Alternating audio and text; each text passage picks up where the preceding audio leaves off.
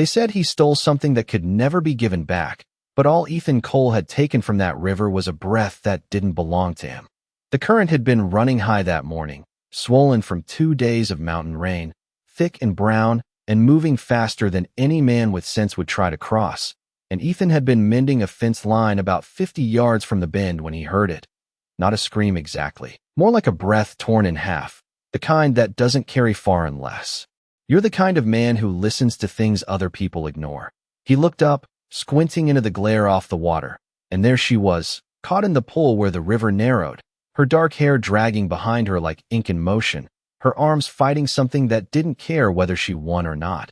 Ethan didn't think, not the way men in town like to think things through, weighing risk against reward. He just dropped the pliers into the dirt and ran, boots hitting the bank hard enough to send gravel sliding into the water ahead of him.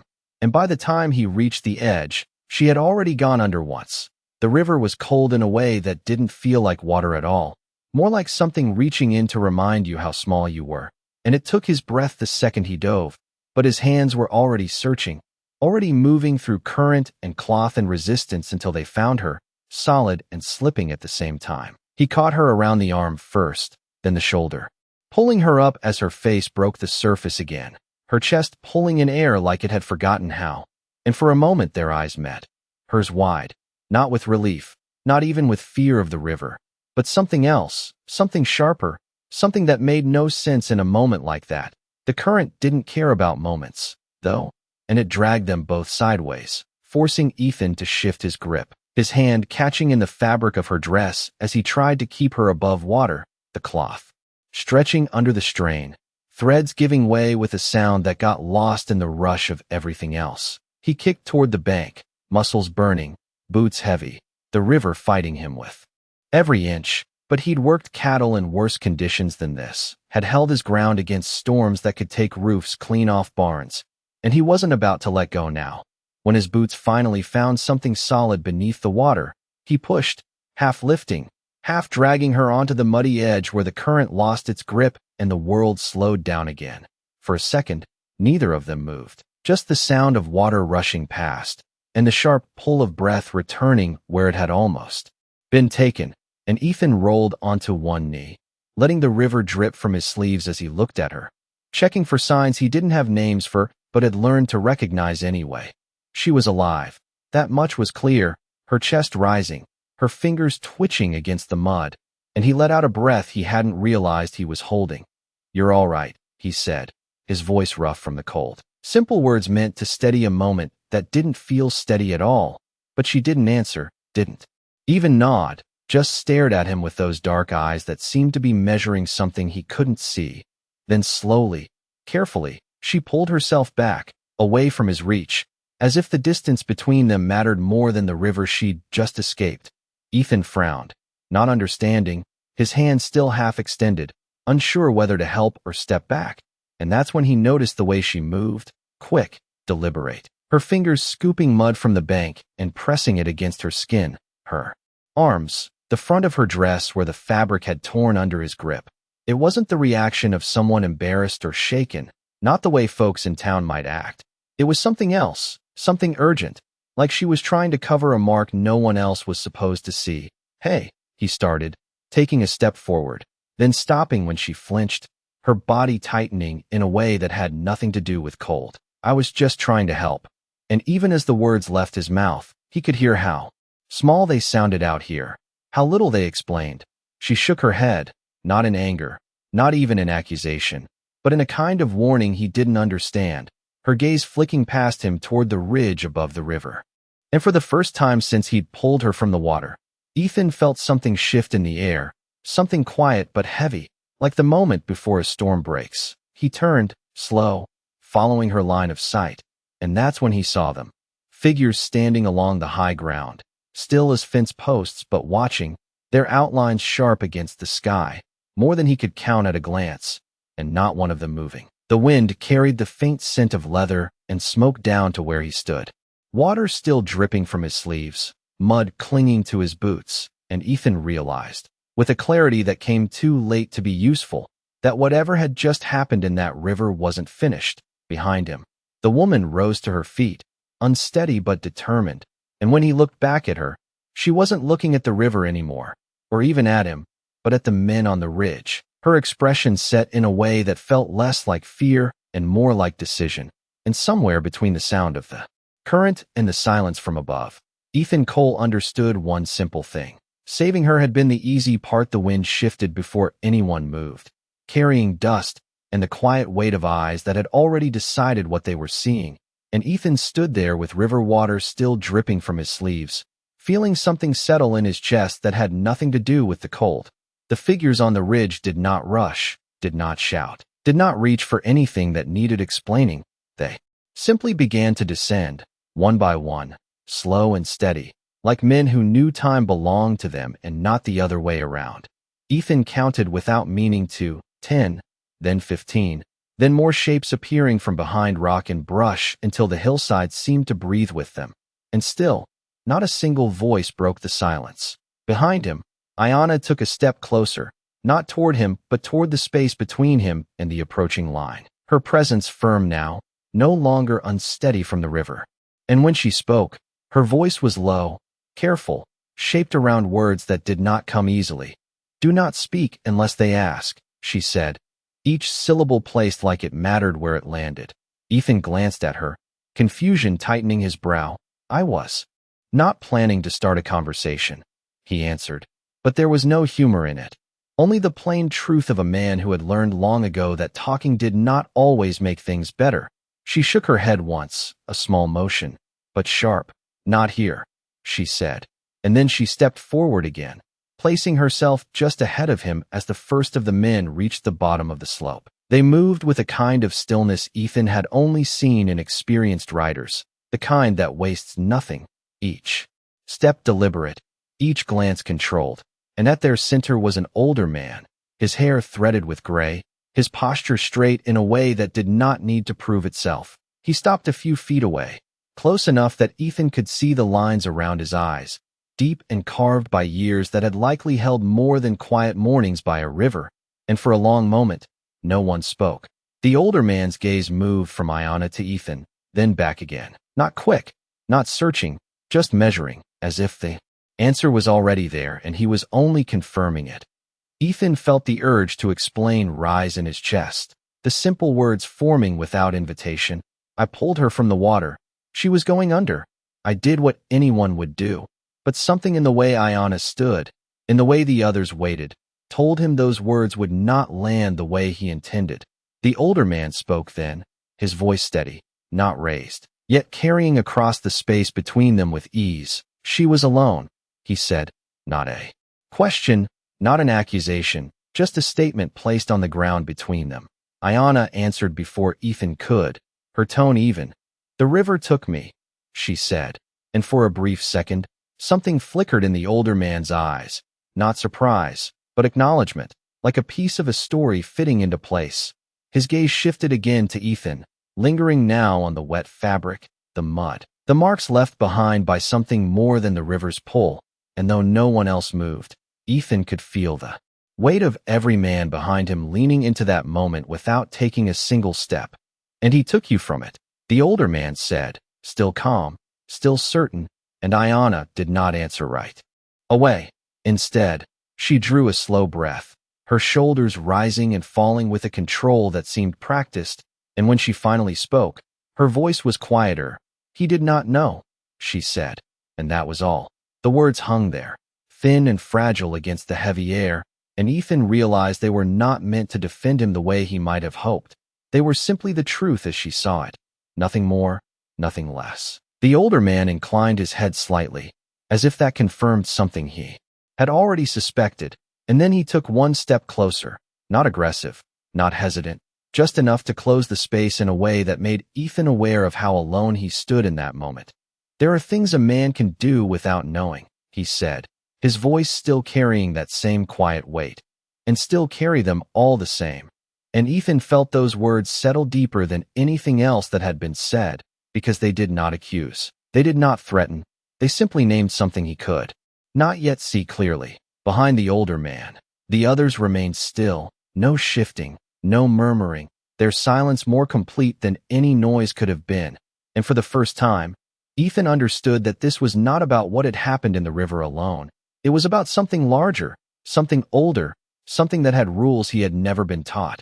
He straightened slightly, not out of defiance, but because standing any other way felt wrong under that many eyes, and he met the older man's gaze as steadily as he could. "If I did something wrong," he said slowly, choosing each word the way a man chooses his footing on loose ground, "it was not my intent." And even as he spoke, he knew intent might not matter here the way it did where he came from. The older man studied him for a long second, then another, and in that silence, the river seemed to fade, the wind settling into something barely there, as if even the land itself was waiting.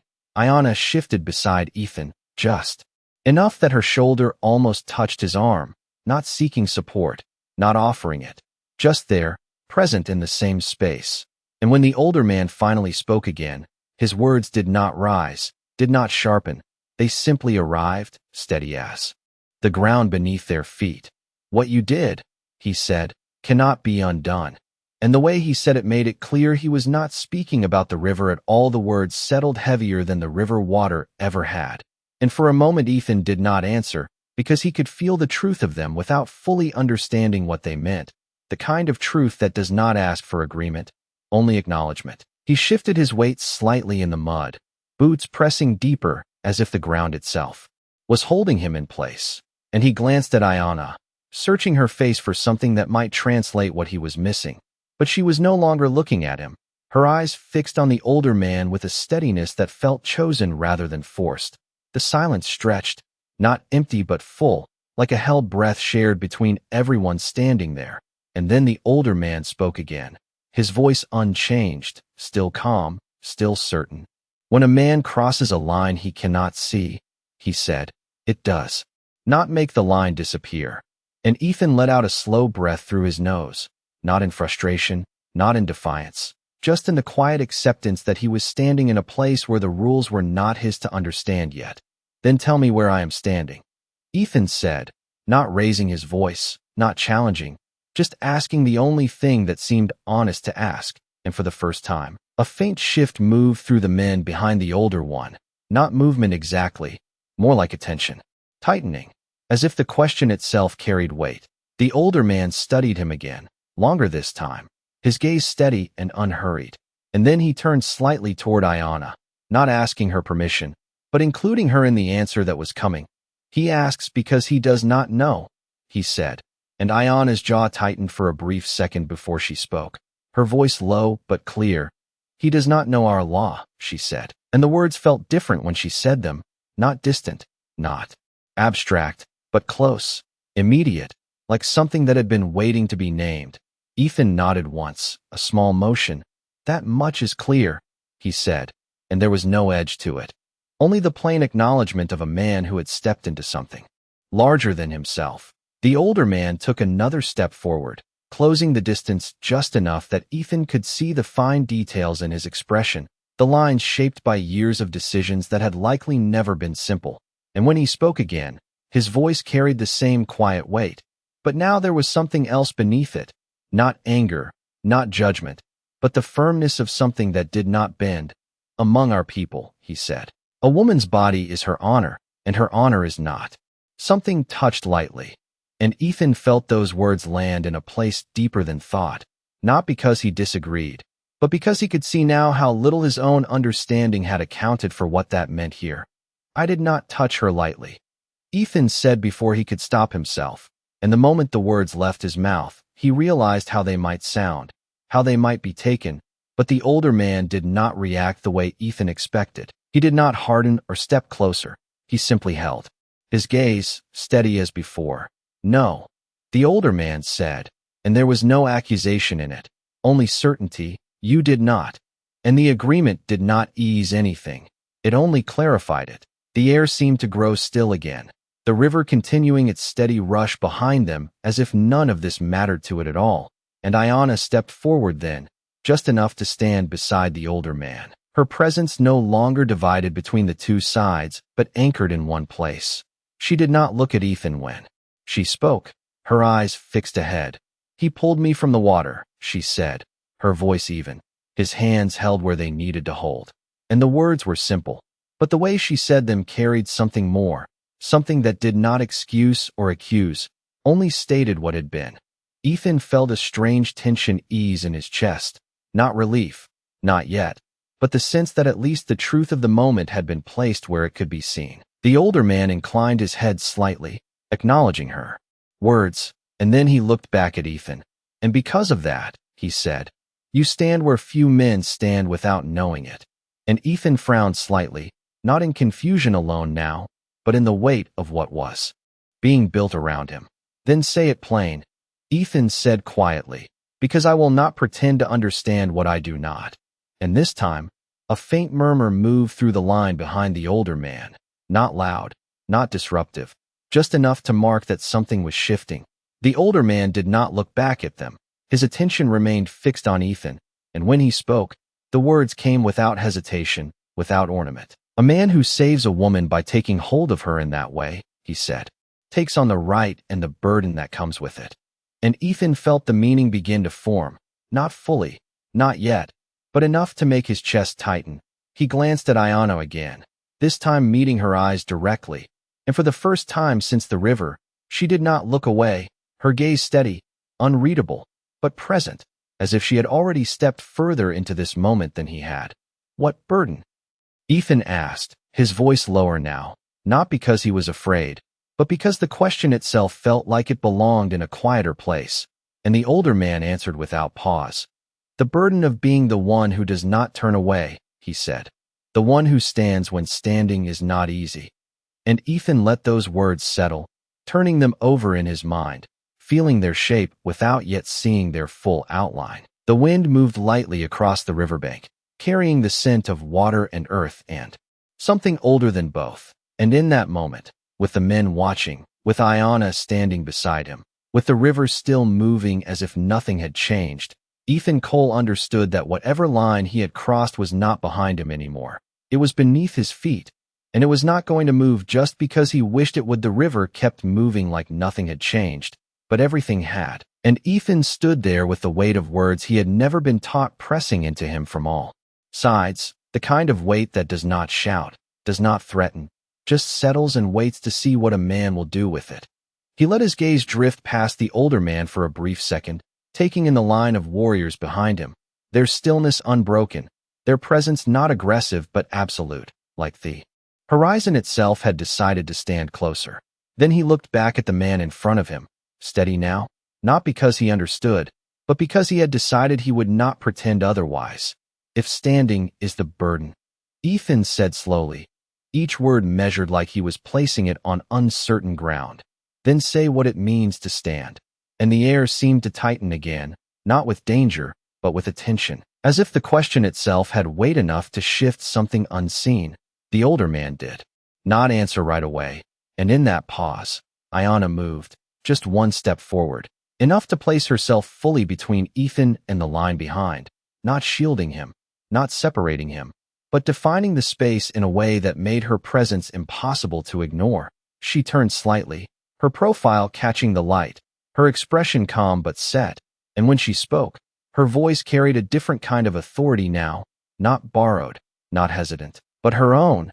"To stand," she said, "is to accept what was done cannot be undone, and what follows cannot be refused." And Ethan felt those words land deeper than the others, not because they were louder, but because they came from her.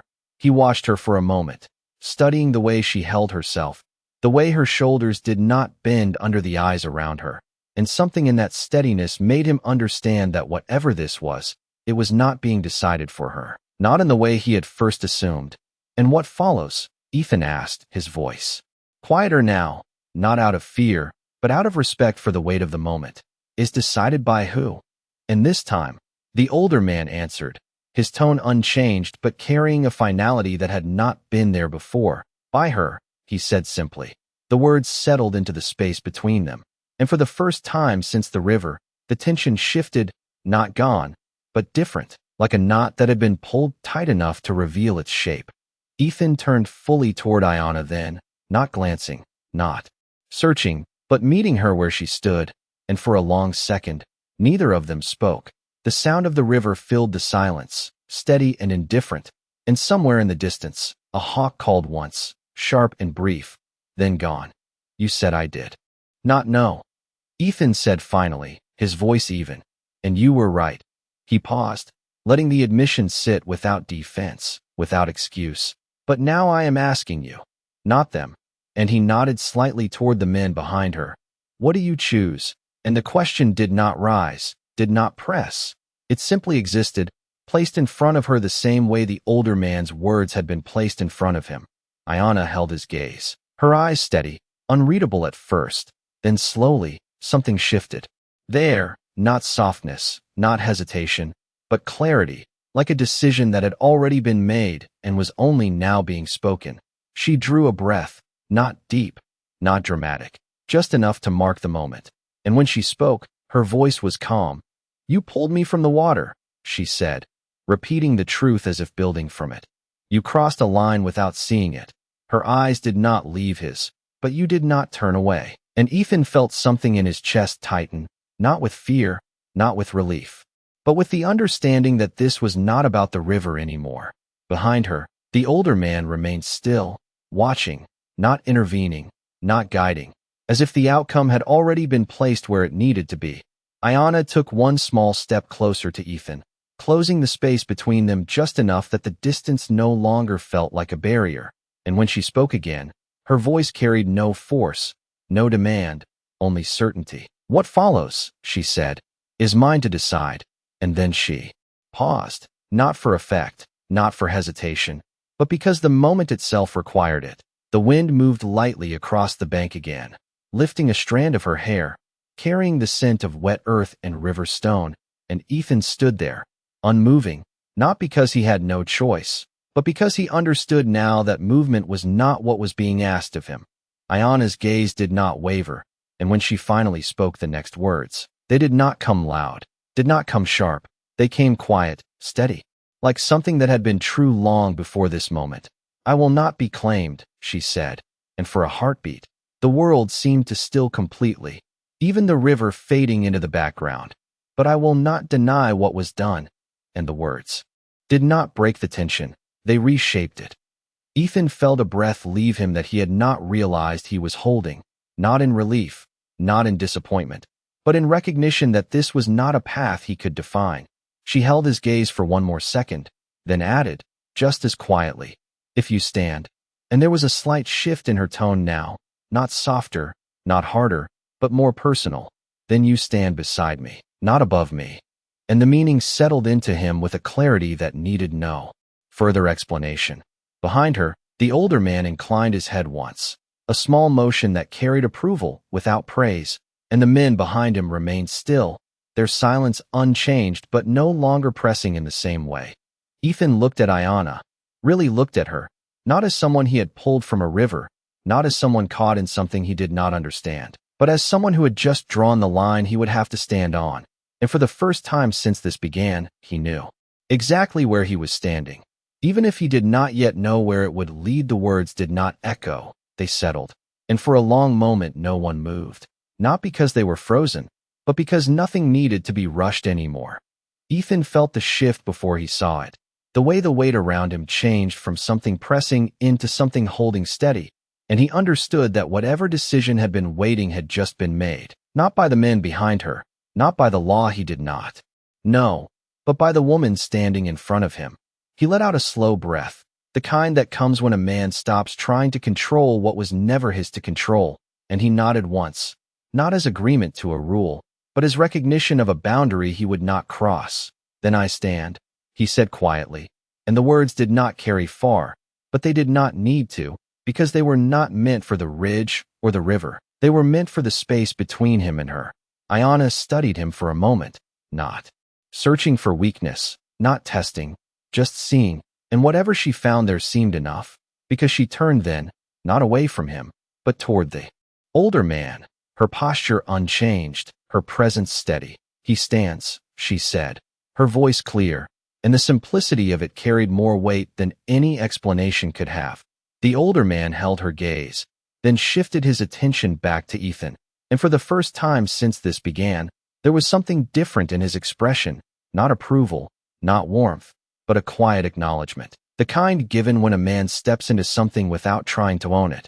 He inclined his head once, a small motion, and then he spoke. "Then you will walk," he said, and Ethan frowned slightly, not in resistance, but in the honest confusion of a man who has agreed to something he does not yet fully understand. "Walk where?" Ethan asked, his voice steady, and the older man gestured lightly with one hand toward the land beyond the ridge, a movement that was neither command nor request, but something in between. "With us," he said, and the words did not carry threat, but they carried consequence. Ethan glanced at Ayano again, not for permission, not for direction, but because this was no longer something he could face without her being part of it. And she met his look without hesitation, her expression unchanged, but there was something in her eyes now that had not been there before, not softness, not certainty, but a quiet acceptance of what came next. "It is not far," she said, and the way she said it made distance feel like more than miles, like something measured in understanding rather than ground. Ethan let his gaze drift briefly toward the river, watching the current slide past the place where this had all begun, and for a second, he considered the simple option, to step back, to return to the fence line, to let this moment become something that happened and then passed. But the thought did not hold. It slipped away as quickly as it came, because he knew that kind of leaving was not the same as walking away. It was the kind that stays with a man longer than any road he might take. He looked back at the older man, then at the line behind him, and finally at Ayana, and he gave a small nod, not dramatic, not reluctant, just decided. "Then I walk," he said. The older man did not respond with words, he simply turned. The movement smooth, unhurried, and the men behind him shifted for the first time in a way that broke their stillness without breaking their order, parting just enough to create a path where there had been none. Ayana stepped forward, falling into place beside the older man, not behind him, not ahead of him, and after a brief second, Ethan moved as well, his boots leaving the soft edge of the riverbank and finding firmer ground as he stepped into the space they had opened. No one spoke as they began to move. The only sound the steady rhythm of steps on dirt and the distant rush of water fading behind them. And Ethan felt the change with each yard, the river becoming less present, the land rising gently as they moved toward the ridge, the horizon shifting from something he looked at to something he was entering. He kept his hands loose at his sides, not reaching, not guarding, simply present. And he noticed the way the men around him moved, not crowding, not watching him directly, but aware in a way that did not need to be shown. After a few minutes, Ayana slowed slightly, enough that Ethan could walk beside her without closing the distance too quickly, and she spoke without turning her head, her voice low, meant only for him. "You can still turn back," she said, and the words were not a test, not a challenge, just a truth placed in front of him one last time. Ethan looked ahead, then down at the path beneath his boots, the dust rising lightly with each step, and he shook his head once, a small motion that carried more certainty than anything he had said so far. "If I turn back," he said, his voice just as low, "then I was never standing." And Ayana did not answer right away, but there was a slight shift in her expression, something that might have been the beginning of understanding, or maybe just the recognition of it. They walked on, the ridge drawing closer, the land opening up beyond it in a way Ethan could not yet see, and as the last sound of the river slipped away behind them, he realized that whatever waited ahead was no longer something he had been pulled into. It was something he had chosen to walk toward, step by step, without knowing exactly what it would ask of him, only knowing that he would not step away when it did. The ridge rose slow but steady beneath their feet, the kind of climb that did not demand strength so much as patience, and Ethan felt each step settle deeper than the last, not because the ground was uneven, but because every yard forward carried him further from the man he had been an hour ago. The river was gone now, hidden behind the slope, its sound reduced to a faint memory that no longer guided his sense of direction. And in its place came something else, the quiet rhythm of movement shared among people who did not need to speak to understand one another. Ayana walked beside the older man, her pace even, her gaze forward, and Ethan kept a half step behind, not out of submission, not out of distance, but because that was where the space seemed to hold for him. The men around them moved with the same quiet purpose as before. No one rushing, no one lingering, and the absence of noise felt heavier than any argument he had ever heard. After several minutes, the path leveled, and the land opened in a way that made Ethan slow without meaning to. The view stretching out beyond the ridge into a wide basin dotted with low structures, smoke rising in thin lines that drifted with the wind. The shape of a place lived in, not built to be seen but to be used. He stopped for half a second, taking it in, and that was enough for Ayanna to notice, her voice low as she spoke without turning. "This is where I am from," she said, and the words carried no pride, no warning, just a statement of fact that did not need decoration. Ethan nodded once, though she could not see it, and then he stepped forward again, following as the group began their descent into the basin. As they moved closer, the details sharpened, figures appearing between the structures, people going about their work, their movements steady and unhurried. But one by one, those movements slowed, then paused, heads turning, eyes settling on the line approaching from the ridge. Ethan felt the shift ripple outward, not sudden, not sharp, but undeniable, like a stone dropped into still water, and he became aware of himself in a way he had not been before. The way his clothes still held the damp from the river, the mud dried along his sleeves, the unfamiliarity of his presence in a place that did not expect him. No one called out, no one stepped forward to meet them, but the space they walked into adjusted, paths opening, attention gathering without breaking into sound, and Ethan understood that whatever had begun at the river had followed them here, carried not by words, but by something seen and understood without needing to be explained. The older man did not slow, did not acknowledge the eyes around them. He simply continued forward until they reached the center of the basin, where the ground flattened into a wide open space marked by use rather than design. He stopped there, and the others stopped with him, forming a quiet circle that did not close in, but did not leave gaps either. And Ethan found himself standing just outside the center, not pushed there, not guided, simply arriving where the space allowed. Ayanna stepped forward then, moving into the open ground, and for the first time since the river, she stood alone, not between Ethan and the others, not beside the older man, but in a place that belonged entirely to her. She turned slowly, her gaze moving across the people who had gathered at the edges, and though no one spoke, Ethan could feel the attention settle, not questioning, not doubting, but waiting. The older man remained where he was, his presence steady, his silence deliberate, and Ethan realized that whatever was about to happen was not his to begin, not his to shape. Ayanna drew a breath, not deep, not dramatic, just enough to mark the moment. And when she spoke, her voice carried further than it had before, not louder, but clearer, shaped for those who needed to hear it.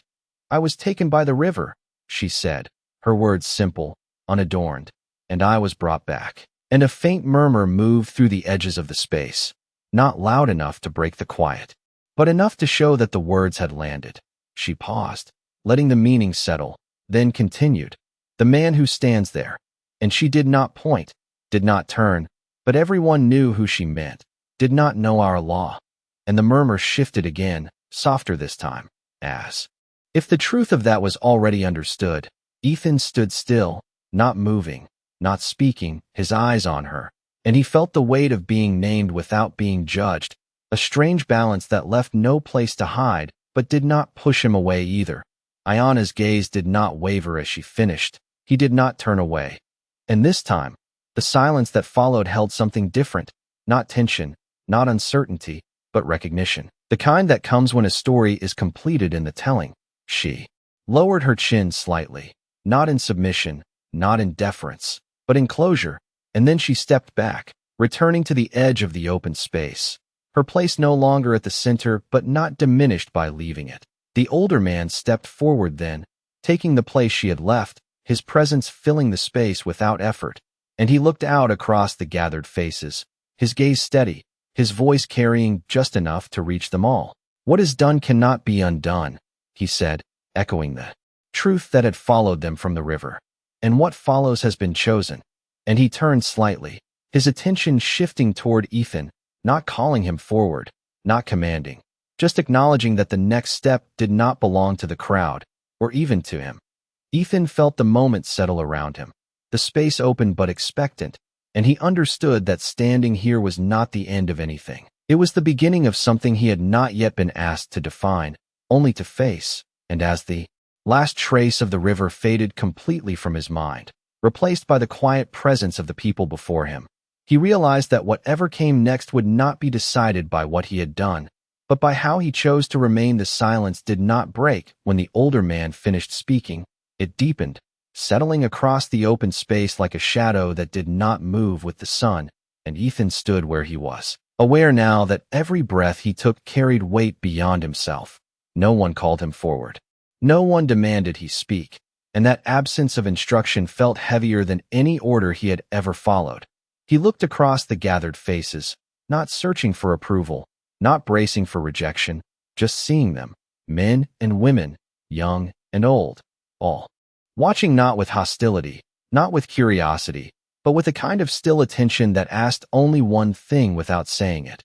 Ayanna remained at the edge of the space, her posture unchanged, her presence steady, and though she did not look at him now, Ethan could feel that she was still part of whatever this moment was becoming.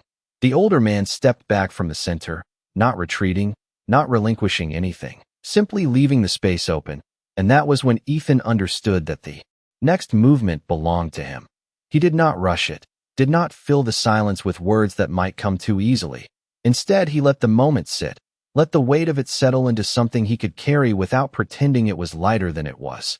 Then, slowly, he stepped forward, one pace into the open ground, not crossing it, not claiming it, just entering it. The dust shifted beneath his boots, a small sound that seemed louder than it should have been, and he stopped there, not because he was unsure, but because that was as far as the moment required him to go. He lifted his head slightly, meeting the eyes of those closest to him, then letting his gaze move outward, not avoiding, not challenging, simply present. "I do not know your law," he said, his voice steady, carrying just enough to be heard without forcing itself into the space. "And I will not pretend that I do." And the words felt right in a way that nothing else had so far, because they did not try to shape what he did, not understand. A faint shift moved through the crowd, not sound, not movement, but something like acknowledgement, and Ethan continued. "But I know this." He paused, not for effect, but because the truth he was about to speak deserved its place. "I saw someone who needed help, and I did not walk away." And the simplicity of it did not reduce its weight, it defined it. He let the words settle, did not add to them, did not explain them further, because anything more would have turned them into something they were not. The older man watched him, his expression unchanged, but there was a steadiness there now that matched Ethan's own, and Ayanna, though still at the edge, shifted her weight slightly, as if something in what had been said had reached her without needing to be directed. The silence held again, but it was no longer the same silence that had greeted him when he arrived. It had shaped now, meaning something shared rather than imposed. A child at the edge of the gathering took a small step forward before stopping, guided back by a quiet hand on his shoulder, and even that small motion felt like part of the moment, a sign that what was happening here was not separate from those watching, but belonged to them as well. The older man stepped forward once more, not reclaiming the center, but standing within its edge, his gaze moving across the people before returning to Ethan. "You speak what you know," he said, his voice even, "and you do not reach for what you do not." And there was no judgment in it, only recognition. He turned slightly, addressing those gathered without raising his voice. "He did not come here to take," he said, "and he does not stand here to claim." And the words moved through the space like something placed carefully, not thrown, not forced, but allowed to find their place. Ethan felt the tension in his chest ease, not because the situation had changed, but because it had been named clearly, without distortion, without assumption. Ayanna stepped forward then, not into the center, but closer to it, her presence aligning with both the space and the people around it. And when she spoke, her voice carried the same clarity as before. "He stands where he stands," she said. And there was something in the way she said it that made it more than a statement. It was a confirmation, a line drawn not to separate, but to define. The older man inclined his head once, a small gesture that carried agreement, and then he looked at Ethan again, his eyes steady. Then standing has meaning, he said, and the words did not close anything. They opened it. The wind moved lightly across the basin, carrying the scent of smoke and earth, and somewhere behind the gathered circle, a door closed softly, the sound blending into the quiet without breaking it. Ethan remained where he was, not stepping back, not stepping further in, because he understood now that movement alone was not what mattered here. What mattered was that he had not turned away, and that he would not. And as the people before him began, slowly, almost imperceptibly, to shift back into their lives, the circle loosening not from dismissal but from acceptance, Ethan realized that the judgment he had expected had not come in the form he had imagined. It had come as something quieter, something that did not push him out or pull him in, but allowed him to remain exactly where he had chosen to stand. The circle did not vanish all at once. It loosened slowly, like a rope untied one careful knot at a time, and Ethan stood there long enough to feel the change settle into the ground beneath his boots. People turned back to their work, not dismissing him, not ignoring what had happened, but carrying it with them in a way that did not need to be spoken aloud, and that quiet acceptance felt heavier than any judgment he had braced for. Ayanna did not move right away. She remained where she was, her gaze following the edges of the space as it returned to something like normal. And when she finally turned toward him, there was no tension left in her shoulders, only a calm that had not been there by the river. "They heard," she said, her voice low, not explaining, not reassuring, just stating what was already clear. Ethan nodded once, his eyes drifting across the basin again, taking in the small details he had not noticed before. The way smoke rose from cooking fires, the way tools rested against wooden frames, the quiet rhythm of a place that functioned without needing to prove anything to anyone. "And now?" he asked, not because he expected instruction, but because the moment seemed to call for a question that did not assume its own answer. Ayanna studied him for a second, then looked past him toward the ridge they had come from, the path now hidden by distance and shape. "Now," she said, "you see what standing means," and there was no weight in her tone, no pressure, only the truth of something he had already stepped into. Ethan let that settle, turning it over in his mind without rushing to define it, because he was beginning to understand that not everything needed to be named right away. The older man approached then, his steps unhurried, his presence no longer carrying the same edge of authority it had before, but not diminished either, simply different, like something that had shifted from question to understanding. He stopped a few feet from Ethan, not closing the space entirely, and looked at him with that same steady gaze. "You spoke without reaching," he said, and the words were not praise, they were acknowledgement, plain and direct. Ethan inclined his head slightly, not out of habit, but because it felt like the right response to something that had been given without demand. "I spoke what I knew," he answered, and the simplicity of it held. The older man nodded once, then glanced toward Ayanna before returning his attention to Ethan. "That is where most men fail," he said, and there was no harshness in it, only observation. The wind shifted again, carrying a faint warmth now as the sun moved higher, and the basin seemed to breathe around them. The earlier stillness replaced by a quiet movement that did not exclude them, but did not center them either. Ayanna stepped closer then, not into the space between Ethan and the older man, but beside Ethan, aligning herself with him in a way that did not erase the distance between them, but acknowledged it. "You are not finished here," she said, her voice steady, and Ethan glanced at her, a slight furrow crossing his brow, not from doubt, but from the awareness that whatever this was had not yet reached its end. "I did not think I was," he said, and there was no complaint in it, only acceptance. She studied him for a moment, then turned her gaze toward a cluster of structures on the far side of the basin, smaller than the others, set apart just enough to suggest purpose rather than distance. "There are things you do not understand yet," she said, "and they are not learned by standing still." And the words did not push, they invited. Ethan followed her gaze, taking in the direction she had indicated, then looked back at her. "And you will show me?" he asked, not assuming, not expecting, just placing the question where it belonged. Ayanna held his gaze, and for a brief second, something like a hint of a smile touched her expression, not fully formed, not meant to be seen by many, but they're all the same. "I will walk," she said, echoing his earlier words in a way that carried a different meaning now. And you may follow if you choose. And the choice in it was clear, unforced, untouched by expectation. The older man stepped back then, not withdrawing, but allowing the space between them to shift, his role in the moment complete without needing to be declared. Ethan looked between them, then back toward the place Ayanna had indicated, and he felt that same quiet certainty settle in his chest again. Not because he knew what waited there, but because he understood that knowing was not required to take the next step.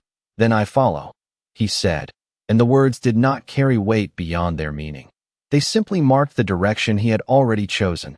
Ayanna turned without another word, her steps light but sure as she began to move across the basin, not looking back to see if he would keep pace, because she did not need to. Ethan fell in beside her after a second, not matching her stride exactly, but close enough that the distance between them felt intentional rather than uncertain. And as they moved through the space, people glanced at them, not with curiosity now, not with judgment, but with a quiet awareness that acknowledged both of them without separating them. The ground beneath their feet shifted from open dust to packed earth, the path narrowing slightly as they approached the cluster of smaller structures. And Ethan noticed the way the air seemed to change, not in temperature, but in feeling, like stepping into a place that held something more than daily life. He glanced at Ayanna, but she did not speak, her focus forward, her pace unchanged, and he realized that whatever waited ahead was not something that could be explained before it was seen. Behind them, the basin continued its quiet rhythm, the sounds of work and life blending into a steady backdrop that no longer centered around his presence. And as Ethan walked beside her, leaving the open space behind, he understood that the moment at the river had not ended when they reached the camp. It had only opened a door, and now, step by step, he was choosing to walk through it without knowing exactly what waited on the other side. The path narrowed as they approached the smaller structures, the ground more worn here, shaped by steps taken with purpose rather than routine. And Ethan felt the difference before he fully saw it. The way the air seemed to settle into something quieter, something that asked for attention without demanding it. Ayanna did not slow, but her posture shifted just enough that Ethan noticed, her shoulders aligning, her steps more deliberate, as if crossing into a place that held weight beyond the visible. The structures ahead were simple, built from wood and earth, but there was a care in their placement, a spacing that felt intentional, not crowded, not scattered, and a thin trail of smoke rose from one near the center, drifting straight up before bending with the wind. Ethan glanced around, noticing fewer people here, not absent, but present in a different way, their movements slower, quieter, their eyes lifting as Ayanna passed, offering small nods, brief acknowledgments that were not given lightly. He returned those nods instinctively, not fully understanding their meaning, but sensing that they mattered. Ayanna stopped in front of one of the structures, smaller than the rest, its doorway shaded, a woven cloth hanging just inside, moving slightly with the air, and for a moment she did not speak. She simply stood there, her gaze resting on the entrance as if measuring something unseen. Ethan waited, not stepping ahead, not asking, because he had learned by now that silence here was not empty. It was part of the language. After a few seconds, she turned her head slightly toward him, not fully facing him. Inside, she said, her voice low, "You will see what standing asks for." And the words carried no pressure, only direction. Ethan nodded once, his eyes moving to the doorway, then back to her, and he stepped forward, careful not to brush against the cloth as he entered. The light inside was softer, filtered through the material, and the small opening above, the air cooler, carrying the scent of dried herbs and something faintly earthy, like rain that had passed through soil. His eyes adjusted slowly, shapes forming out of shadow, simple objects placed with care, a low table, a few bundles tied and stacked, and at the far side, seated near the wall, an older woman. She did not move when he entered, did not startle, did not shift her posture. She simply watched him with eyes that held a kind of stillness Ethan had only seen once before, in the older man on the ridge, but different, deeper, as if time had settled into them and chosen to stay. Ethan paused just inside, not stepping further until he understood where he was meant to be. and Ayana entered behind him, her presence quiet but grounding. "Grandmother," she said softly, and the word carried more than relation. It carried respect, connection, something rooted. The older woman inclined her head slightly, her gaze moving from Ayana to Ethan, then back again, and for a moment, no one spoke. The silence here felt different from outside, not shared among many, but held between a few, closer, more precise. The older woman lifted one hand slowly, gesturing to a place near the center of the room, not commanding, not inviting, simply indicating where Ethan should stand. He moved there without hesitation, his boots making almost no sound on the packed earth floor, and he stopped, his posture straight but not rigid, his hands relaxed at his sides. The older woman studied him, her eyes moving not over his clothes or the mud still faintly marking them, but over something else, something he could not name. And when she spoke, her voice was soft but clear. "You carry the river with you," she said, and Ethan felt a small shift in his chest at the words, not because he fully understood them, but because they felt true in a way that did not need explanation. He glanced briefly at Ayana, but she did not speak, her attention on the older woman, trusting the moment to unfold as it would. "I did not mean to carry anything," Ethan said quietly, his voice respectful, not defensive, and the older woman's lips curved slightly, not into a smile, but into something that acknowledged the effort behind the words. "Meaning does not change what is carried," she said, her gaze steady. "Only what is done with it." And Ethan let that settle, the words finding their place without resistance. The older woman reached to her side then, picking up a small object from the low table, something wrapped in cloth, worn but cared for, and she held it for a moment before extending it slightly toward him, not offering it fully, but bringing it into the space between them. Ethan did not reach for it, not because he was unsure, but because he sensed that this was not something to be taken without understanding. "You were brought here," she continued, her voice unchanged, "not to be judged, but to see." And her eyes met his fully now. And seeing is not something that happens once, and the weight of that settled differently than the words before, not heavier, but deeper. Ethan nodded slowly, his gaze shifting briefly to the object in her hand, then back to her face. "Then show me what I need to see," he said. And the words came without hesitation, not because he knew what he was asking for, but because he understood that asking was part of standing.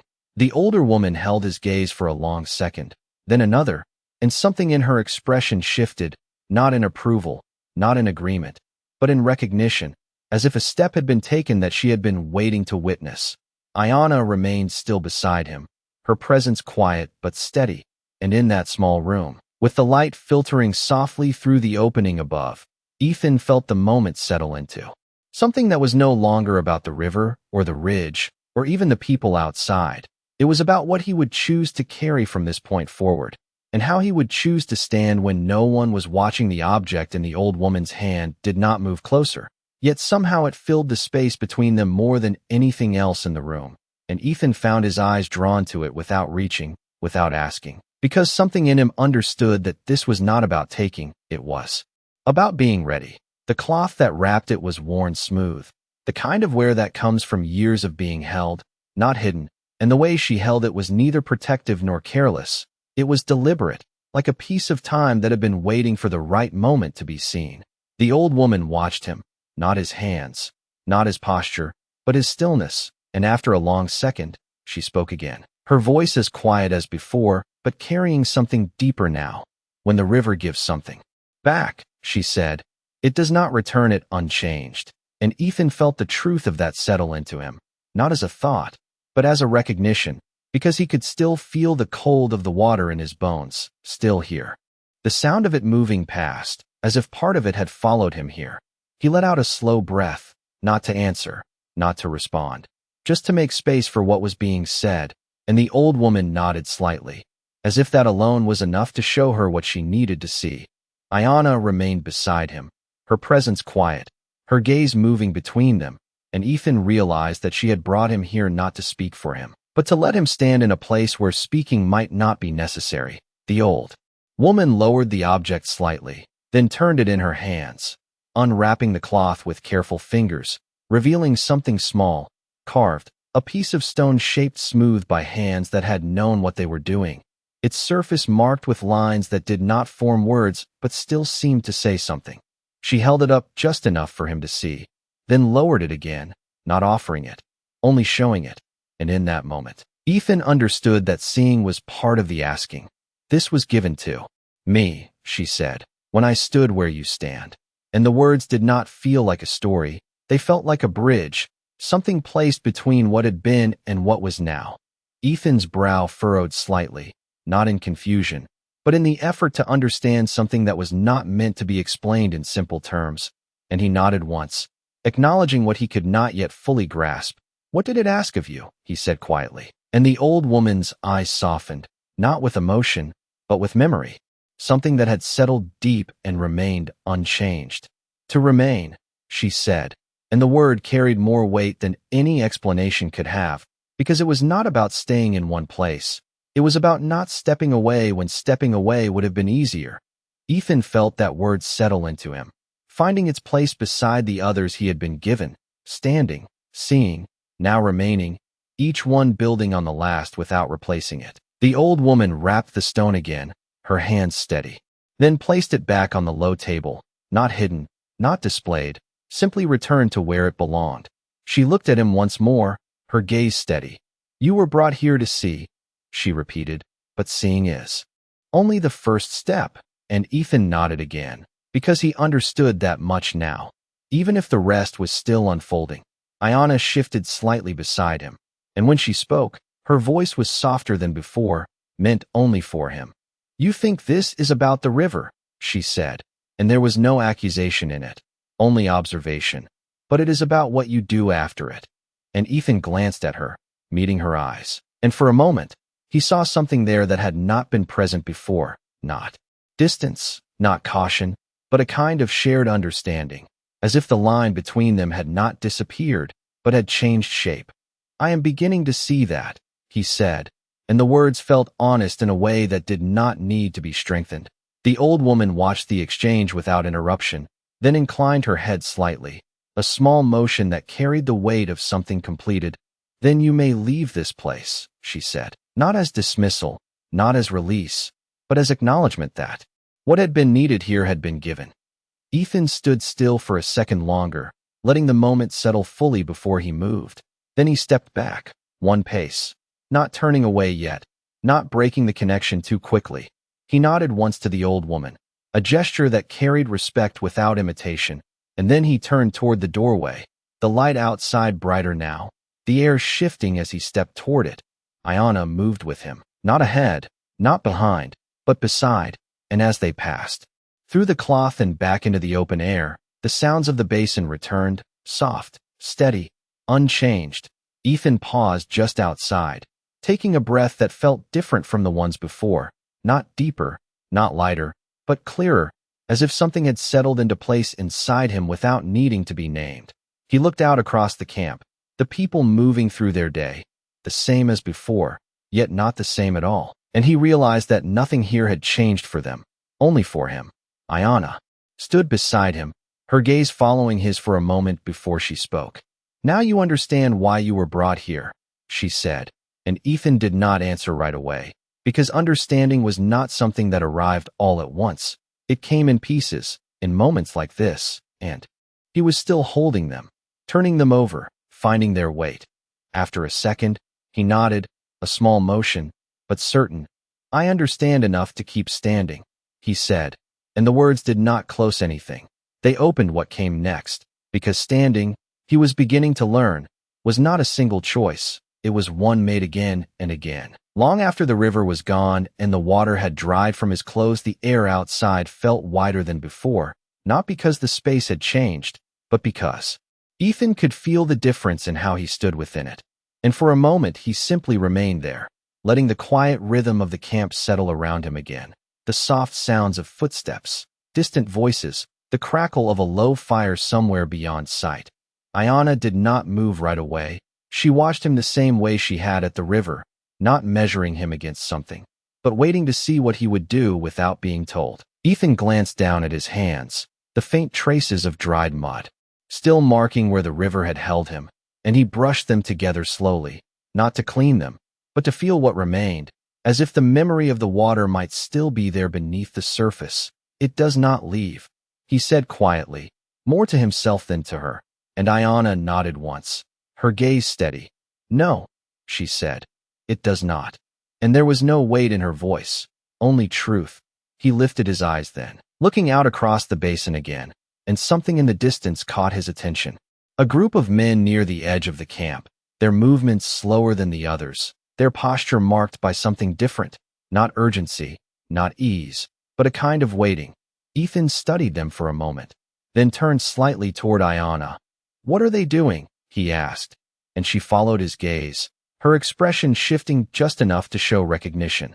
"They are waiting for someone to decide if they will stay," she said, and the words carried a quiet echo of everything he had just been through.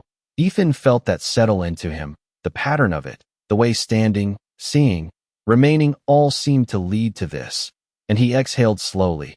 "And if no one decides?" he asked, and Ayanna looked back at him, her eyes steady. "Then they leave," she said, "and the leaving stays with them longer than the staying would have." And the meaning in that did not need explanation. Ethan nodded once. Then, without thinking too much about it, he took a step in that direction, not out of obligation, not because anyone had asked him to, but because something in him recognized the shape of that moment, the way it mirrored his own, and Ayanna moved with him, not leading, not following, simply present. As they approached, the men noticed them, their attention shifting not sharply, but enough to mark the change, and one of them, older than the others but not yet carrying the same stillness as the woman inside the structure, stepped forward slightly, his posture cautious but not closed. Ethan stopped a few feet away, not entering their space without invitation, and for a moment, no one spoke, the same quiet tension settling as before, but different now, less heavy, more open. "You are deciding whether to stay," Ethan said, his voice even, not assuming, not questioning, simply placing the truth where it could be seen, and the older man's eyes narrowed slightly, not in suspicion, but in thought. "We are deciding if we belong," he said after a moment, and Ethan felt the weight of that, the difference between staying and belonging, how one could exist without the other.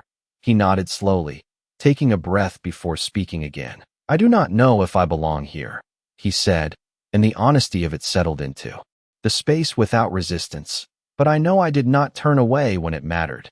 And he paused, letting that stand on its own. "And I know I am still here." And the words felt familiar now, not rehearsed, not repeated, but grounded. The older man studied him, then glanced briefly at Ayanna before returning his attention. "And that is enough," he said, not as a conclusion, but as a possibility, something offered rather than imposed. Ethan inclined his head slightly, not claiming the answer, not rejecting it, just acknowledging it as something to consider. The other men shifted subtly, not breaking formation, but loosening, the tension easing in a way that suggested the question had not been solved, but had found its proper place. Ayanna watched quietly, her gaze moving between them, and Ethan realized that this was not something he had been brought here to witness once. It was something he would see again, in different forms, in different people, the same question unfolding in new ways. The wind moved lightly across the basin again, carrying dust and warmth, and the sounds of the camp continued around them, unchanged, steady, indifferent to the small shifts happening within it. Ethan took a step back then, not leaving the space entirely, but giving it back to the men who had been standing there before he arrived, and he turned slightly toward Ayanna, his expression thoughtful, not searching for answers, but holding them where they had begun to take shape.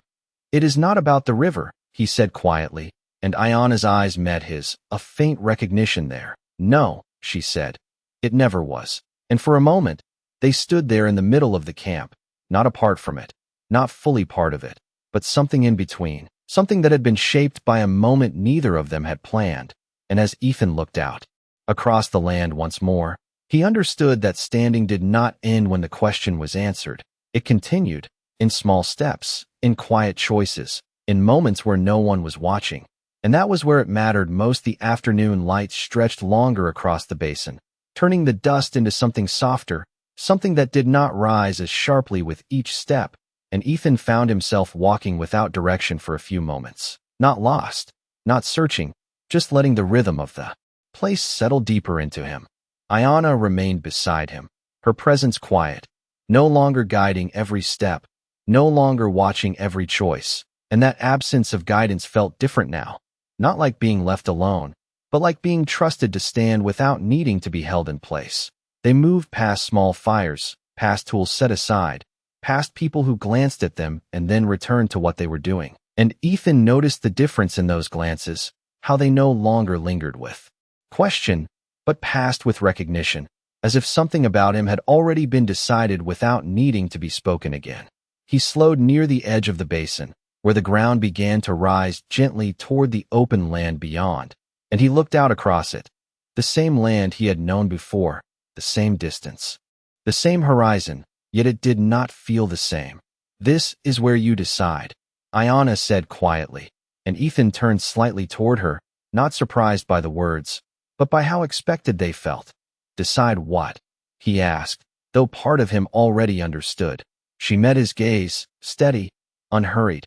"If you remain in what you have seen, or if you return to what you were," and there was no judgment in it. No suggestion that one path was better than the other, only the clear outline of a choice that belonged entirely to him. Ethan let the silence sit between them, not rushing to answer, because he knew now that some answers were not meant to be spoken too quickly. He looked back at the camp, the small structures, the thin lines of smoke, the people moving through their day, and then he looked out at the open land again, the familiar stretch of ground that led back to his fence, his tools, the life he had built before this morning. "I thought standing meant staying here," he said after a moment, his voice low, thoughtful, and Ayana shook her head once, a small motion. "Standing is not a place," she said. "It is what you carry when you leave it." And the words settled into him with a clarity that did not need explanation. He nodded slowly, feeling that truth take hold, and he realized that what had been given to him was not something that required him to remain in one place, but something that would follow him wherever he chose to go. "Then I return," he said, and the words were not heavy, not reluctant. They were steady, chosen.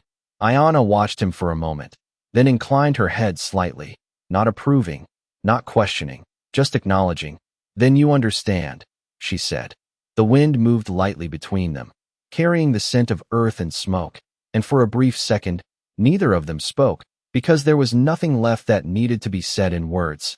Ethan looked at her, really looked, not as someone he had pulled from a river, not as someone who had guided him through something he did not understand, but as someone who had stood in front of him and chosen her own place without bending it to fit his. "You said you would not be claimed," he said quietly, and she held his gaze, her expression unchanged.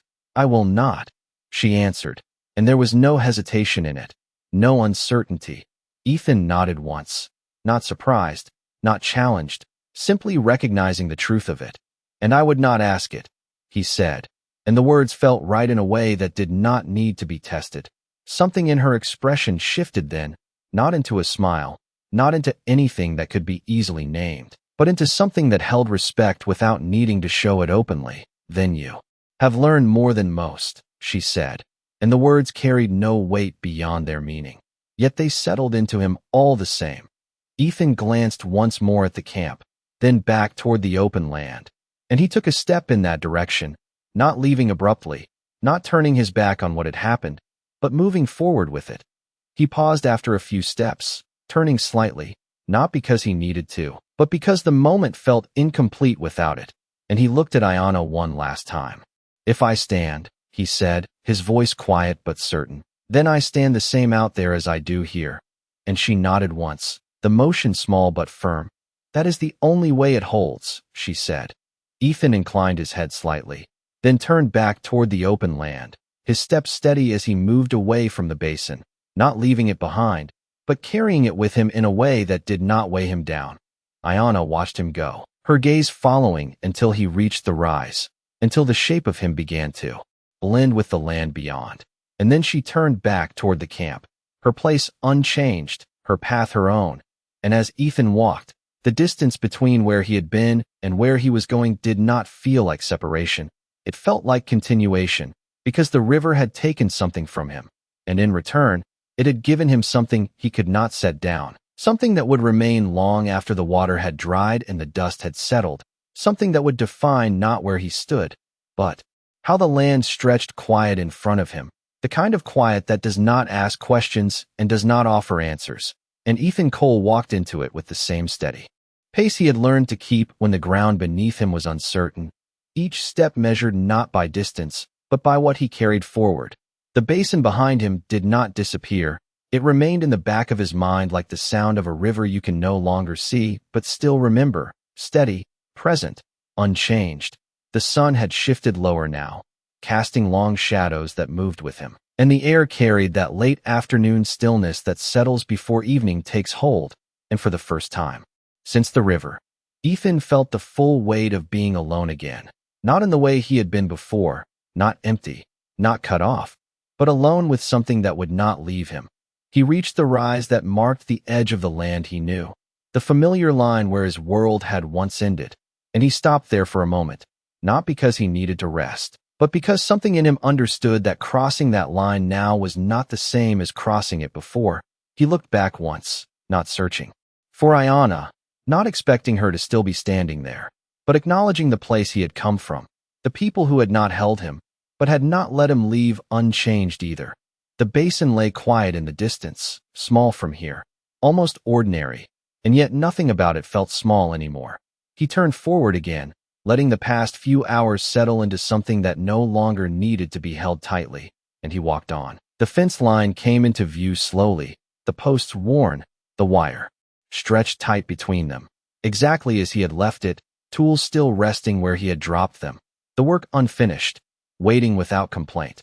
Ethan stepped up to it and placed a hand against one of the posts, feeling the rough wood beneath his palm, the familiarity of it grounding in a way that felt different now, not smaller, not less important, just part of something larger than it had been before. He stood there for a long moment, looking out over the land he had always known, the cattle grazing in the distance, the sky stretching wide above it all, and he realized that nothing here had changed, not the land, not the work, not the quiet rhythm of the life he had built, but something in him had shifted in a way that would not return to what it had been.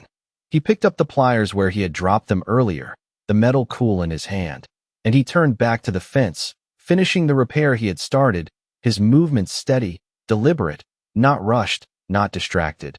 The wire tightened under his hands, the work simple, familiar, yet different now because he was no longer doing it to fill the day. He was doing it because it was his to do, and that difference settled into him. With a quiet clarity, the sun dipped lower, the light softening, the shadows stretching further across the ground, and as he worked, Ethan felt the memory of the river move through him again, not as something distant, but as something present, something that would remain, not pulling at him, not weighing him down, but shaping the way he stood in every moment that followed. When he finished, he stepped back, looking at the line he had repaired, then out across the land beyond it, and he let out a slow breath, the kind that comes when a man knows there is nothing more to be said, nothing more to be proven, only something to be lived. He set the pliers down, wiped his hands against his shirt, and turned toward the small house in the distance, the place that had always been his, and now felt like something he had chosen again rather than simply lived in. As he walked, the wind moved lightly across the land, carrying dust and the faint scent of water from somewhere far off, and Ethan did not look back again, not because he had forgotten, but because he did not need to. What had been given to him did not stay behind. It moved with him, in the way he walked, in the way he worked, in the way he would stand when the next moment came that asked something of him. And out here, where the land stretched wide and the sky held everything without judgment, that was all a man needed, not a title, not a claim, not a story told by others, just the quiet certainty that when the moment came, he would not turn away, and that was enough.